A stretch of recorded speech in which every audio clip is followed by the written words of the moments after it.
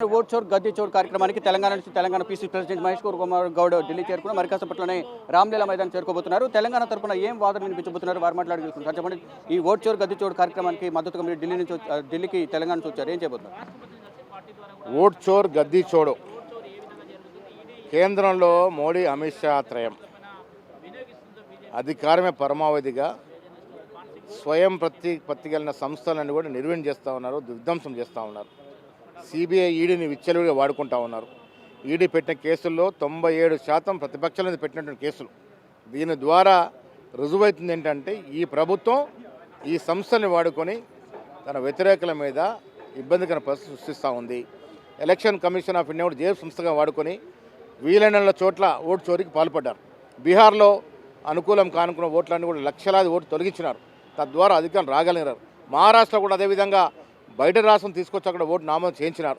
ఒక single bedroom ఇంట్లో 150 ఓట్లు నమోదు అయినాయంటే ఏ రకంగా ఓటు చోరీకి పాల్పడినారో మనకు అర్థమవుతుంది. అధికారంలో పర్మనెంట్గా ఉండాలని దురాశతో ఈ దేశంలో ఉన్నటువంటి సంస్థలన్నీ కూడా నిర్వీర్యం చేస్తూ యథేచ్ఛగా పాలన చేయాలనుకునే తరుణంలో ఈ మహాధరణ కనువిప్పు కాగలుగుతూ ఉంది. దేశవ్యాప్తంగా ఈ ఓట్ చోరీకి వ్యతిరేకంగా 5.5 కోట్ల సంతకాల సేకరణ జరిగింది. తెలంగాణలో భాగస్వామ్యం ఎంత ఉంది దీంట్లో? తెలంగాణలో సర్పంచ్ ఎలక్షన్ల దృష్ట్యా మాకు సంఘటన సృజన దృష్ట్యా కొంత తక్కువైంది. 15 లక్షలు మాత్రమే చేయగలిగినాం.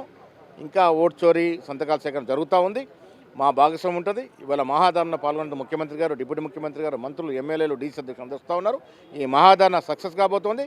ప్రజలు మేలుకోవాల్సిన అవసరం ఉన్నది. ప్రభుత్వానికి కనువిప్పు కావాల్సిన అవసరం ఉంది. కాంగ్రెస్ పార్టీ అగ్రనేతలను కలిసే అవకాశం ప్రత్యేకంగా మంత్రివర్గ ప్రక్షాళన జరిగే అవకాశం ఉన్నట్టు ప్రచారం విషయంలో ముఖ్యమంత్రి గారు నిర్ణయం తీసుకుంటారు. అది నా పర్యవేక్షణ లేదు, నా పరివే లేదు. సంస్థాగతంగా పార్టీని బలోపేతం చేసే విధంగా కొన్ని మార్పులు అవసరం ఉన్నాయి, కొన్ని డిపార్ట్మెంట్స్ చేంజ్ చేయాల్సిన అవసరం ఉన్నాయి. వాటి ద్వారా రేపు సీనియర్ నాయకులతో కలుస్తాను. మంత్రివర్గంలోకి మహేష్ కుమార్ గౌడ్ వెళ్ళబోతున్నారని ప్రచారం జరుగుతుంది. ఇంత కూడా ప్రచారం చేస్తూ ఉన్నారు. నేను పీసీ అధ్యక్షుడిగా నా వీలైనంత మేరకు పార్టీ కోసం కృషి చేస్తూ ఉన్నాను. మొత్తంగా చూసుకుంటే ఈ ఓట్ చోరీ గద్దె చోరీ కార్యక్రమానికి ఢిల్లీ వేదికగా జరిగే రామ్లీలా మైదానంలో జరిగే కార్యక్రమానికి మద్దతుగా పీసీసీ చీఫ్ మహేష్ కుమార్ గౌడ్ వచ్చారు. తెలంగాణ నుంచి 12 లక్షల వరకు సంతకాల సేకరణ జరిగింది. ఓట్ చోరీకి వ్యతిరేకంగా సర్పంచ్ ఎన్నికల నేపథ్యంలో ఎక్కువ సంఖ్యలో సంతకాల సేకరణ చేయలేకపోయాం. మరో మంత్రివర్గ విస్తరణకు సంబంధించి కూడా ప్రయత్నాలు జరుగుతున్నాయి. ఇది నా పరిధిలోనిది కాదు, సీఎం రేవంత్ రెడ్డి దీన్ని చూసుకుంటారంటూ కూడా మహేష్ కుమార్ గౌడ్ చెప్తున్నారు. మరోవైపు మంత్రివర్గంలోకి పీసీసీ చీఫ్ వెళ్తున్నారనే వార్తలపై ఆయన ఖండిస్తున్నారు. ఇది ప్రచారం మాత్రమే, ఎటువంటి వాస్తవం లేదంటూ కూడా పీసీసీ చీఫ్ మహేష్ కుమార్ గౌడ్ చెప్తున్నారు. కెమెరామెన్ కనకుమార్తో శివబెక్ టీవీ, న్యూఢిల్లీ.